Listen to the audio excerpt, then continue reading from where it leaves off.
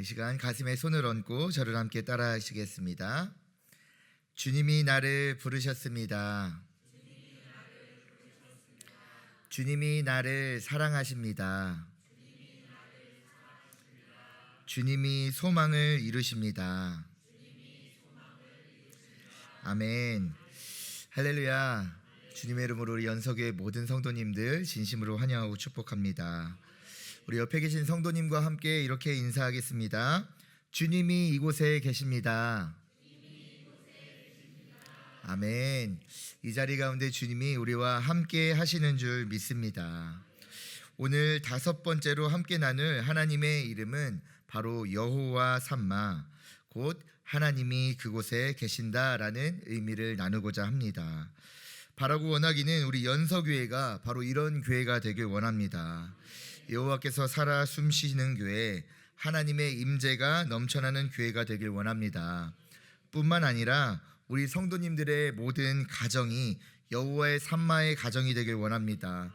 우리 성도님들의 직장이 여호와 삼마의 직장이 되길 원합니다. 우리 성도님들의 모든 걸음이 여호와 삼마의 걸음이 되길 간절히 축원합니다. 우리는 때로 신앙생활을 하면서 과연 하나님께서 진짜 살아계신가? 하나님이 진짜 우리와 함께 하시나? 이런 의문이 마음속을 파고들 때가 있습니다.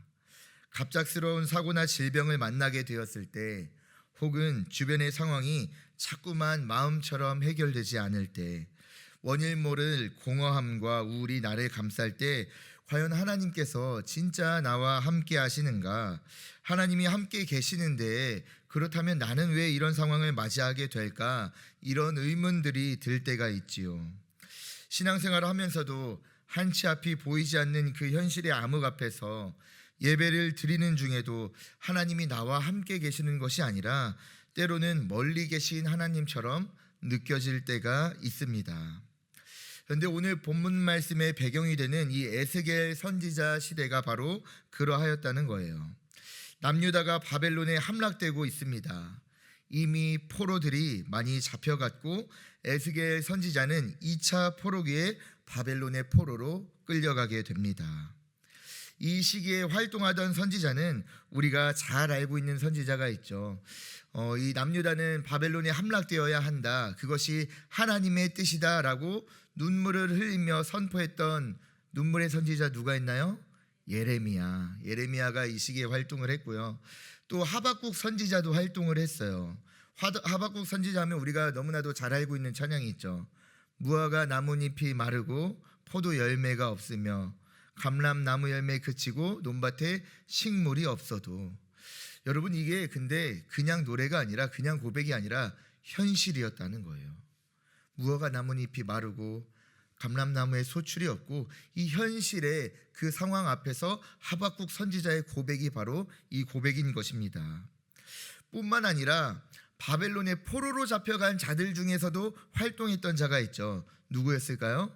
바로 다니엘입니다. 여러분, 이 남유다가 바벨론에게 함락되고 무너져가는 이 시기, 이때 이스라엘 백성들, 남유다의 마음은 어떠하겠습니까? 하나님의 성전이 무너지고 지성소가 사라졌습니다. 이스라엘은 바벨론에 함락되어 백성들은 포로로 잡혀가고 그들의 웃음과 노래는 사라졌습니다. 그런데 여러분, 놀라운 것은 이 에스겔의 마지막은 이렇게 끝난다는 거예요. 오늘 본문 말씀이기도 한데요, 35절 말씀 한 목소리로 함께 합독합니다. 시작.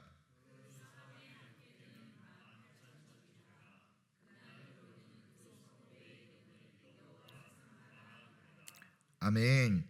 여호와 삼마, 하나님이 그곳에 계신다는 것입니다. 여러분, 이것은 단순한 지명을 의미하는 것이 아니죠.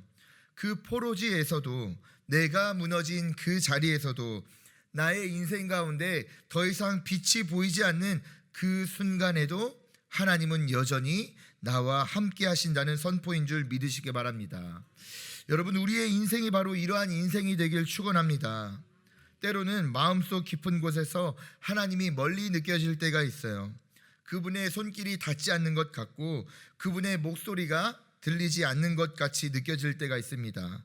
그러나 그 결국은 여호와 삼마, 하나님께서 그곳에 나와 함께 하셨다는 고백이 저와 여러분의 고백이 되길 간절히 축원합니다.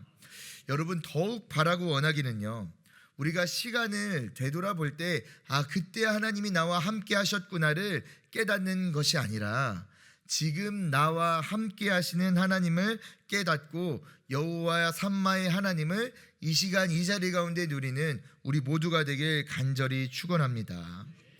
오늘 가장 먼저 첫 번째로 나눌 은혜는요, 포기의 순간에도 하나님은 함께 계신다는 거예요. 앞서 말씀드린 것처럼 이 에스겔이 활동하던 시대는 이스라엘 역사상 가장 어두운 시기였습니다. 성전은 무너지고 하나님의 임재를 상징하던 지성소는 더 이상 존재하지 않았습니다. 하나님의 백성이라는 정체성이 송두리째 흔들리던 순간이었습니다. 여러분, 이렇게 바벨론의 포로로 끌려간 백성들의 그 아픔과 고통, 이들이 고백한 것이 노래가 남아있는데요, 바로 시편 137편이에요. 우리 시편 137편 1절 말씀 한 목소리로 함께 합독하여 읽겠습니다. 시작.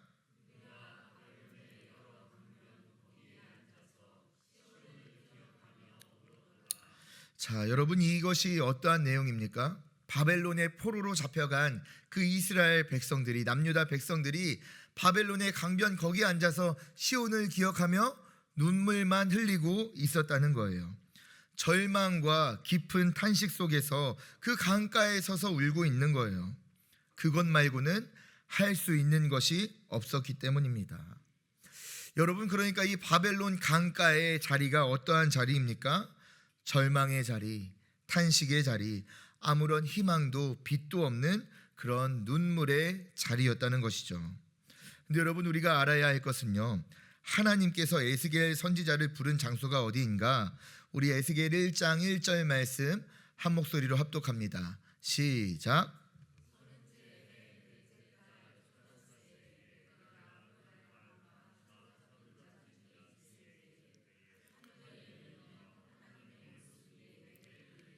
아멘.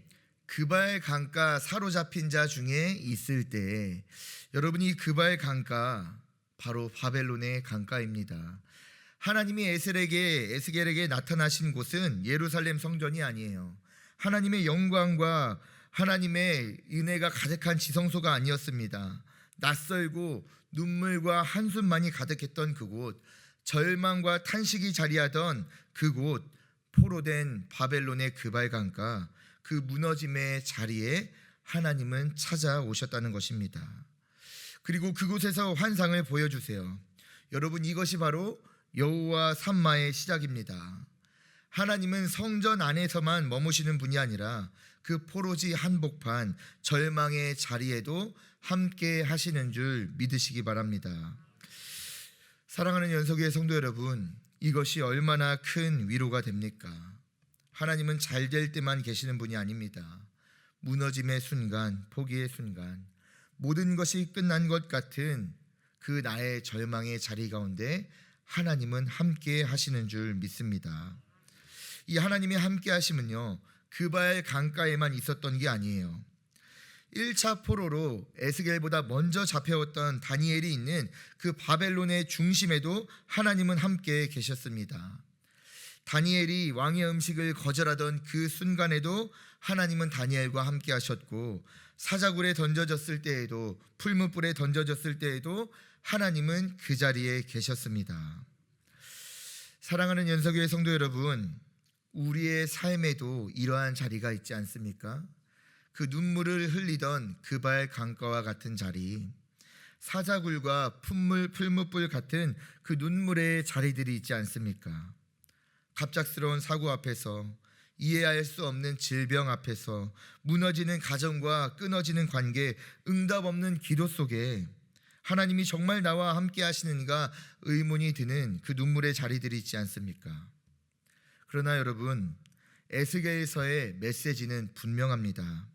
하나님께서 이 에스겔 말씀을 통하여 무려 70번이 넘게 반복하며 주시는 말씀이 있는데요, 그것이 무엇이냐? 내가 여호와인 줄 너희가 알리라. 아멘. 하나님은 성전이 무너진 자리에도, 나라가 사라진 자리에도, 절망과 탄식 가운데서도 자신을 나타내시고 자신을 깨닫게 하시는 분이신 줄 믿습니다. 저도 저의 삶을 돌아볼 때 이 그발 강가와 같은 자리, 풀무불과 같은 자리들이 너무나도 많이 있었어요.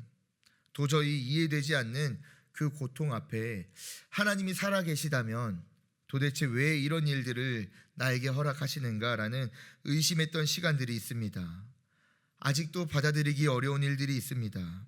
그런데 여러분, 믿음의 눈으로 바라보면 그 모든 자리에 하나님께서 함께 하셨음을 누리게 되는 거예요. 그 모든 자리마다 주님이 먼저 계셨다는 거예요.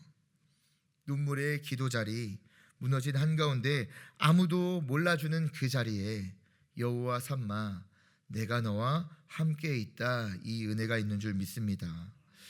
여러분, 오늘 이 말씀을 기억하길 원합니다. 우리가 포기하고 싶은 그 순간에도 하나님은 그 자리에 함께 계십니다. 사람이 떠나고 환경이 무너지고 마음이 흔들려도 하나님은 우리와 함께 하시는 줄 믿으시기 바랍니다. 여러분은 혼자가 아닙니다. 하나님이 함께 하십니다.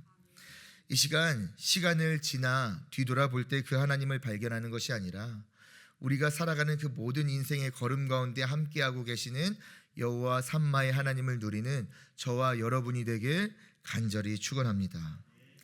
두 번째로 함께 나눌 은혜는요, 이렇게 하나님이 계신 곳에는 회복이 있다는 거예요.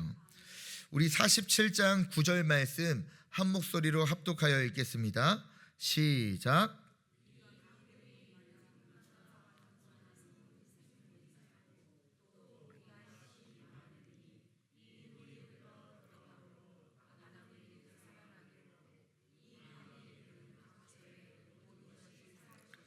아멘.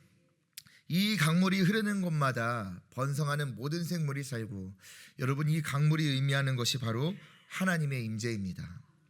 임재가 흘러가니 사막이 소생하고 죽은 바다가 살아나고 열매 맺지 못하던 땅이 열매를 맺기 시작합니다.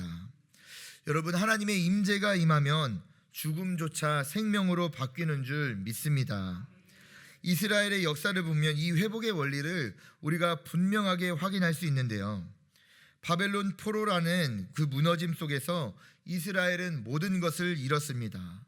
나라를 잃고 성전을 잃고 정체성을 잃었습니다. 그러나 하나님의 임재는 그곳에서 새로운 회복을 준비하고 계셨어요. 다니엘이 사자굴 속에 던져졌지만 하나님은 그 자리 가운데 함께 계셨기에 하나도 다치지 않았습니다. 뿐만 아니라 다리오 왕을 통해서 하나님이 선포된 줄 믿으시기 바랍니다.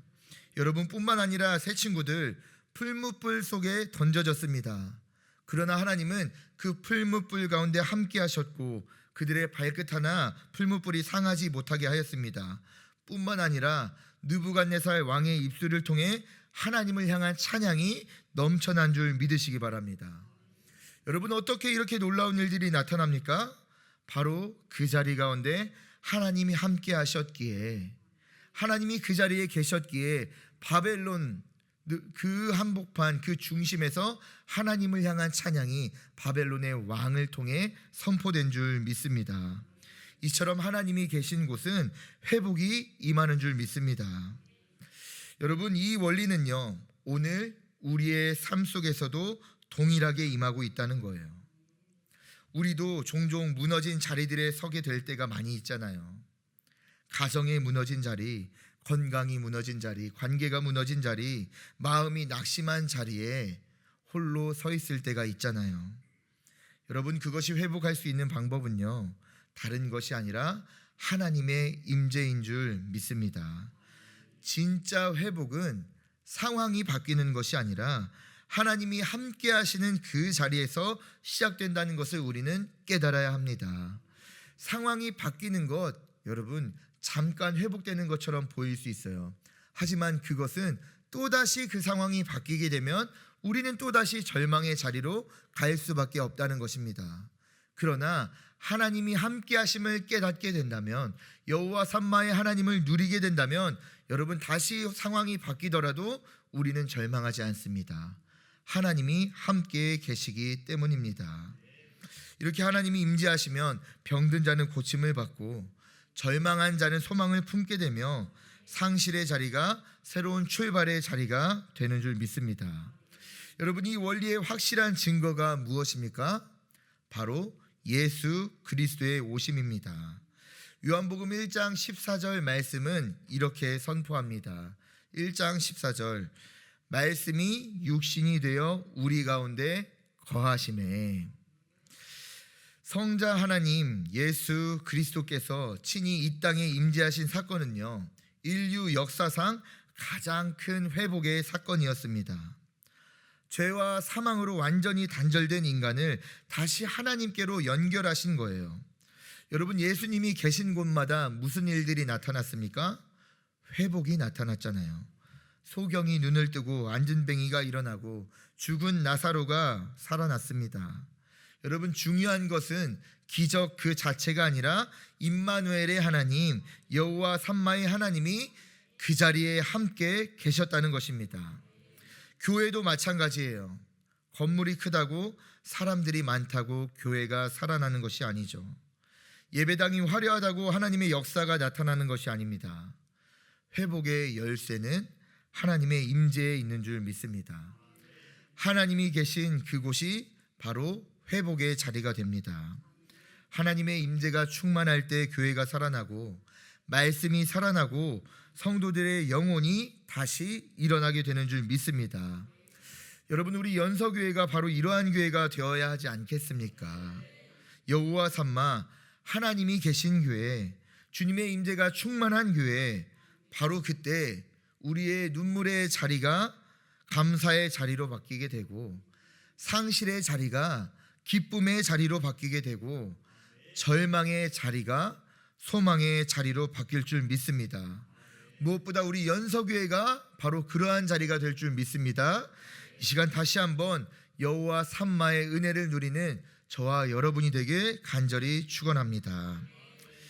마지막으로 함께 나눌 은혜는요, 그렇다면 이 하나님의 임재를 누리기 위해서는, 여호와 삼마의 은혜를 누리기 위해서는 어떻게 해야 하는가입니다. 앞선 말씀을 살펴보시면 우리의 그 포기의 순간에도 하나님은 우리와 함께 하신다는 사실을 우리가 알았어요. 그리고 하나님이 계신 곳은 반드시 회복이 나타난다는 것도 우리가 알았습니다. 그런데 문제는 무엇입니까? 우리가 이렇게 말씀을 통해 듣고 알게 되었어도 우리가 그 임재를 누리지 못하고 살아갈 때가 너무나도 많이 있다는 거예요. 하나님께서 언제나 나와 함께 하신다는 말씀을 들었는데도 예배가 끝나고 돌아간 나의 그 가정의 자리, 직장의 자리 가운데 이 하나님의 임재를 누리지 못할 때가 있다는 거예요. 그래서 회복 또한 누리지 못할 때가 있다는 것이죠. 그러나 여러분, 하나님의 임재는 단지 배움으로 끝나고 알므로 끝나서는 안 됩니다. 하나님의 임재는 성도된 우리가 삶 속에서 진정으로 누릴 수 있는 실제적 은혜인 줄 믿으시기 바랍니다. 그렇다면 언제 어떻게 해야 우리가 이 하나님의 임재를 누릴 수 있을까요? 알면서 삶으로 가는 그 길은 과연 무엇일까요? 가장 먼저로는 말씀 앞에 설 때 우리는 하나님의 임재를 누리게 됩니다. 에스겔서 전체를 관통하는 주제가 무엇입니까? 내가 여호와인 줄 너희가 알리라 라는 선언이죠. 하나님은 무너진 백성들에게 성전을 재건하기보다 먼저 하신 것이 말씀을 통해서 자신은 알리는 일을 하셨다는 거예요. 여러분, 이 에스겔서의 마른 뼈 환상의 골짜기, 우리가 너무나도 잘 알고 있는 말씀이죠. 이 환상의 골짜기 가운데에서도 언제 생명이 일어나게 됩니까? 우리 37장 4절 말씀 한 목소리로 합독합니다. 시작.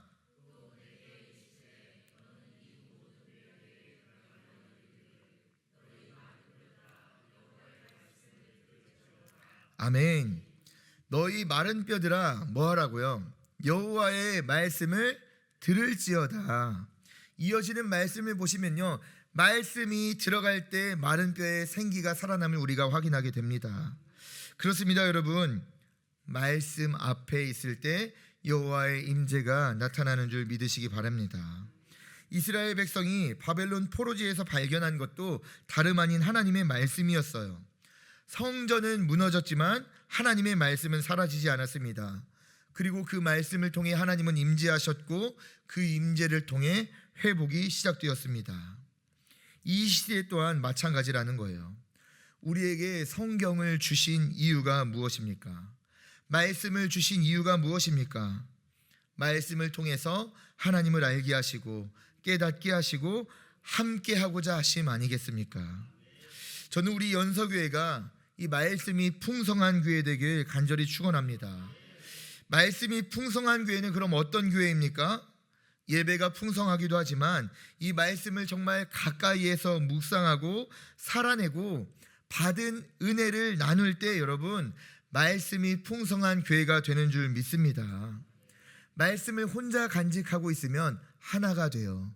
그러나 말씀을 나누게 되면 2배가 됩니다. 여러분, 그리고 그 나눈 말씀이 열매 맺게 되는 줄 믿으시기 바랍니다. 여러분, 가정에서, 속회에서 말씀을 나누세요. 다른 것을 나눌 것이 아니라 여러분, 삶의 어려움과 그 삶들만 나눌 게 아니라 우리가 진짜 해야 할 것은요, 말씀을 나누어야 합니다. 그리고 그 말씀 가운데 하나님은 임재해 주신다는 거예요. 그리고 임재한 그 자리 가운데 회복이 나타난다는 거예요. 바라고 원하기는 우리 연서교회 말씀이 넘쳐나는 교회 되길 간절히 축원합니다. 우리의 입술을 통해서 말씀이 선포되길 원합니다. 받은 은혜를 나누는 교회 되길 원합니다. 그때 하나님의 임재와 회복이 나타나게 될 것입니다. 2번째로 하나님의 임재를 누리는 것은요, 기도와 예배의 자리를 붙들 때 우리는 하나님의 임재를 누리게 됩니다. 지금 이스라엘 성전이 무너지고 포로로 잡혀온 이때에 아무런 희망도 빛도 없는 것 같은 이때에 세상의 중심이자 절망의 한복판인 바벨론 한가운데에서 하나님의 임재를 누린 자가 있었다는 거예요. 바로 누구입니까? 다니엘이었습니다. 그런데 여러분, 이 다니엘이 언제 하나님의 임재를 누리게 되었는가?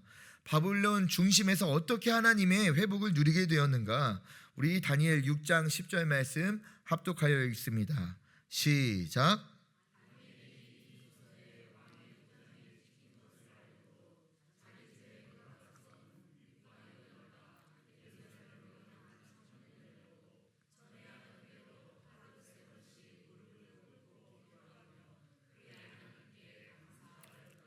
아멘. 전에 하던 대로가 뭐예요? 계속 해왔다는 것이죠. 전에 하던 대로 무엇을 해왔어요? 기도했다는 것입니다. 하루 3번씩 예루살렘을 향해 창을 열고 기도하던 다니엘이었기에 사자굴에서도 하나님의 임재와 그 회복을 누린 줄 믿습니다. 그 어떤 상황 속에서도 다니엘이 절대로 포기하지 않았던 게 있다는 거예요. 절대 포기하지 않던 그 자리가 있었다는 거예요. 어떤 자리요? 바로 기도의 자리입니다. 그리고 그 자리를 통해 하나님이 함께 하셨습니다. 누군가는요, 이 말씀을 보고 이렇게 말할 수도 있어요. 아니, 애초에 다니엘이 기도를 포기했다면, 기도하지 않았다면 사자굴에 들어갈 일도 없었던 것 아닙니까? 왕의 조서가 떨어졌을 때 기도하지 않았다면 애초에 사자굴에 들어갈 문제를 해결한 것 아닙니까? 라고 말씀하시는 분이 있을 수 있어요. 맞습니다. 여러분, 기도하지 않았다면 애초에 사자굴에 잡혀 들어갈 일이 없었을 것입니다. 문제를 피할 수 있었을 거예요. 그런데 여러분, 그런 인생은 평생 하나님의 임재를 누릴 수 없음을 우리는 깨달아야 합니다. 그 인생 가운데 사자굴의 문제도 없어요. 그 문제를 피해 도망갔어요. 그러나 하나님의 임재도 없었다는 거예요. 하나님의 보호하심도 누릴 수 없다는 거예요. 여러분, 기도의 자리는 곧 임재의 통로가 되는 줄 믿습니다. 혹시 우리 삶 가운데 신앙생활을 하면서도 내가 진짜 하나님의 임재를 경험하지 못했다면 여러분, 내가 혹시 그러한 삶을 살아오지 않았는지 우리는 나의 삶을 돌아볼 수 있어야 한다는 거예요. 정작 중요한 그 순간에, 하나님께 기도해야 하는 그 순간에 기도하지 못하고 신앙을 가장 먼저 포기해버린 것은 아닙니까? 그래서 그 임재를 경험하지 못한 것은 아닙니까? 여러분은 어떤 삶을 사시겠습니까? 기도를 포기하고 사자굴을 피하는 삶을 살겠습니까? 기도를 선택하고 사자굴에서 하나님의 임재를 경험하는 그 삶을 사시겠습니까? 만일 다니엘이 기도를 포기했다면요, 결국에는 믿음마저 포기해야 하는 상황이 따라오게 되었을 것입니다. 여러분, 바라고 원하기는요, 기도를 선택하고 그 기도 가운데 하나님의 임재를 누리는 저와 여러분이 되길 간절히 축원합니다. 세 번째로 하나님의 임재를 누리는 방법은 거룩을 사모할 때 우리는 하나님의 임재를 누리게 됩니다. 이 에스겔서 초반을 보시면 하나님께서 성전을 떠나가신 이유가 나오게 되는데, 그 이유가 무엇이냐? 바로 백성들의 우상 숭배와 불의 때문에 하나님은 이스라엘을 떠나게 되었습니다. 왜요? 하나님은 거룩 그 자체이세요. 본질적으로 하나님은 죄와 관계가 없는 완전한 분이시기 때문에 하나님은 죄와 함께 하실 수가 없는 거예요. 하나님이 계신 곳에 죄가 있을 수 없고, 죄가 있는 곳에 하나님이 계실 수가 없습니다. 그렇기 때문에 죄악으로 가득한 성전에 하나님이 임재하실 수가 없다는 것입니다. 그렇다면 여러분, 죄가 가득한 성전은 무엇을 의미합니까? 이스라엘 성전만을 의미할까요? 여러분, 이 자리에 계신 저와 여러분 한 분 한 분이 하나님의 거룩한 성전 아닙니까? 너희는 너희가 하나님의 성전인 것과 하나님의 성령이 너희 안에 거하는 것을 너희가 알지 못하느냐? 여러분, 우리가 하나님의 성전입니다. 그런데요, 하나님의 성전된 우리 안에 죄악이 가득하다면 하나님이 찾아오실 수가 없다는 거예요. 죄를 사랑하는 자에게 하나님의 임재를 누릴 수 없다는 거예요. 그러나 여러분, 하나님께서 우리에게 길을 주시지 않았습니까?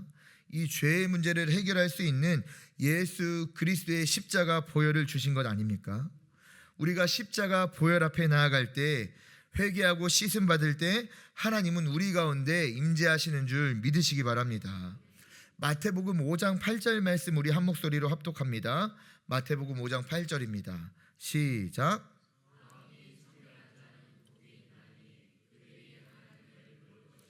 아멘. 어떤 자가 하나님을 본대요? 마음이 청결한 자가 하나님을 본대요. 하나님을 누린대요. 여러분, 우리가 여기서 알아야 될 것, 행실이 청결한 자가 아니라 마음이 청결한 자가 하나님의 임재를 누리는 줄 믿으시기 바랍니다. 그렇다면 마음이 청결한 게 무엇을 의미하는 거예요? 거룩을 사모하는 그 마음을 의미하고 있다는 거예요. 비록 우리가 육신 가운데 살기 때문에 때로는 우리가 죄 가운데 무너지고 넘어지기도 합니다. 그러나 우리가 죄를 사모하는 것이 아니라 거룩을 사모함으로써 날마다 십자가 앞에 엎드리는 것, 이 죄에 대하여 아파하는 것, 주님을 찾게 되는 것, 그 속에 하나님은 임재하시는 줄 믿습니다. 여러분을 죄 가운데 그저 방치해 두지 마세요. 여러분, 죄 속에 우리를 그냥 두지 마세요. 우리의 삶과 너무나도 밀접하고 너무나 아무렇지 않게 넘어갈 수 있는 죄들이 많거든요. 분노, 시기, 정죄, 교만, 게으름, 나태 등 우리 삶 가운데 너무 밀접하게 있는 죄들이 있어요. 여러분, 어쩔 수 없다고 포기하지 마세요. 그것이 하나님의 임재를 막아섭니다. 거룩을 사모하십시오. 여러분, 이 죄들에 대해서 아파할 수 있어야 합니다. 그리고 그 아파함으로 예수 그리스도의 십자가 보혈 앞에 엎드리십시오. 주님을 의지하십시오. 그렇게 거룩을 사모하는 자에게 하나님의 임재가 충만하게 임하고 죄를 이길 힘과 능력을 허락하여 주실 줄 믿습니다.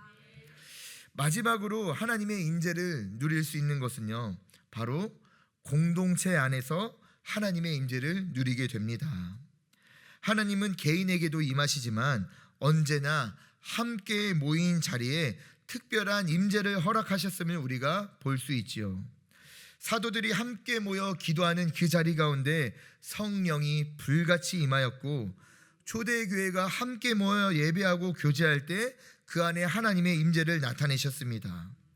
무엇보다 예수님께서 말씀하세요. 우리 마태복음 18장 20절 한 목소리로 합독합니다. 시작.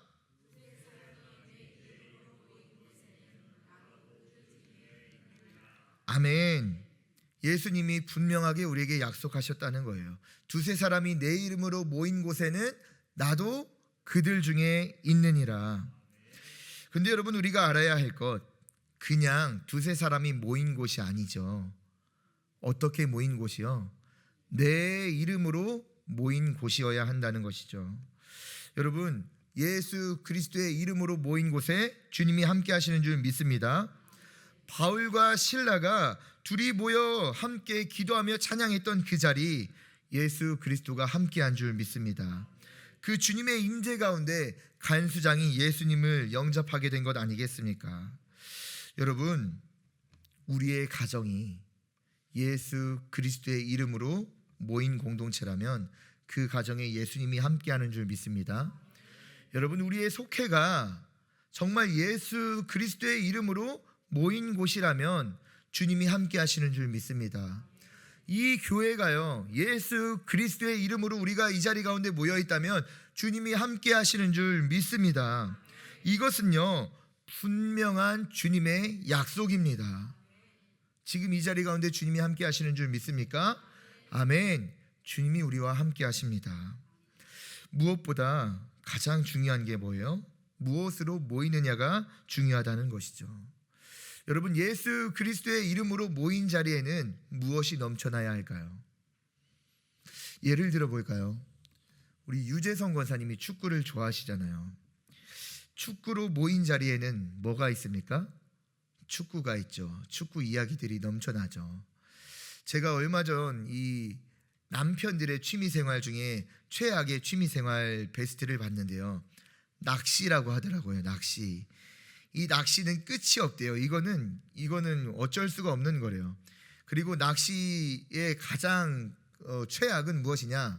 사위와 장인이 낚시로 만나면 이건 무적이래요.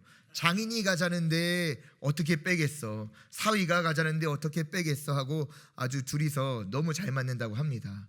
근데 이 낚시로 모인 자리에는 뭐가 넘쳐나요? 낚시가 넘쳐나요. 물고기가 넘쳐나는 거예요. 여러분, 그렇다면 예수 그리스도로 모인 자리에 무엇이 넘쳐나야 하겠습니까? 예수님이 넘쳐나야 하는 것 아닙니까? 한번 지금 우리가 모인 그 공동체를 한번 생각해 보길 원해요. 여러분, 우리 가정, 그 가정의 대화 가운데, 가정의 그 모든 선택 가운데 정말 예수님이 있습니까? 여러분, 우리가 그 속회로 모인 그 자리 한번 돌아보세요.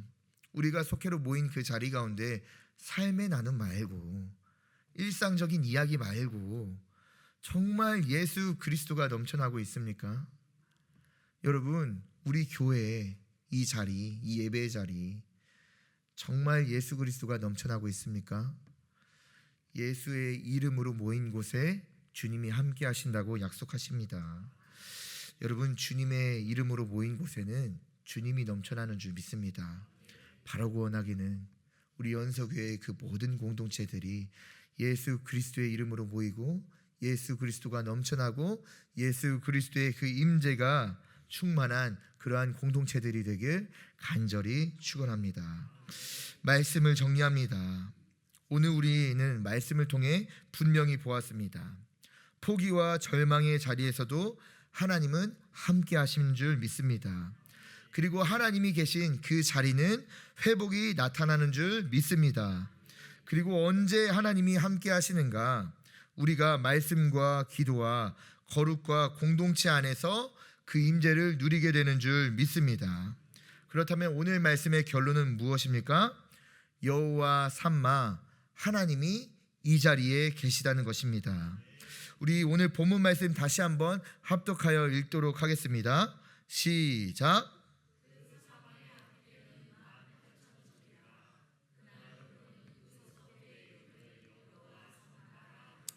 아멘. 하나님이 계신 성읍, 하나님이 함께 하시는 성전, 하나님이 우리와 함께 하시는 그 자리는 참된 회복의 자리가 될 줄 믿습니다. 오늘도 여전히 이 자리 가운데 나오신 우리 성도님들 중에는 각자마다 그 무너진 자리들이 있을 수 있습니다. 각자마다 그 어두운 자리가 있을 수 있어요. 낙심한 자리, 아픔의 자리, 절망의 자리가 있을 수 있습니다. 그러나 여러분, 중요한 것은 그 자리에 하나님이 함께하고 계십니다. 그리고 하나님이 함께 하시는 그 자리는 결국 회복의 자리가 될 줄 믿습니다. 하나님이 임재하시면 눈물이 감사로, 절망이 소망으로, 상실이 새로운 출발로 바뀌게 될 줄 믿습니다. 그리고 그 임재의 길을 우리에게 열어주신 분이 누구입니까? 바로 예수 그리스도의 십자가입니다. 십자가 은혜는 우리에게 언제나 열려 있어요. 우리는 언제나 십자가 앞에 엎드릴 수 있습니다. 십자가의 보혈로 씻음 받을 수 있습니다. 이 시간 이 은혜를 저버리는 것이 아니라 날마다 그 보혈 앞에 나감을 통하여 거룩을 사모하고 하나님의 그 임재를 누리는 저와 여러분이 되길 간절히 축원합니다. 기도하시겠습니다.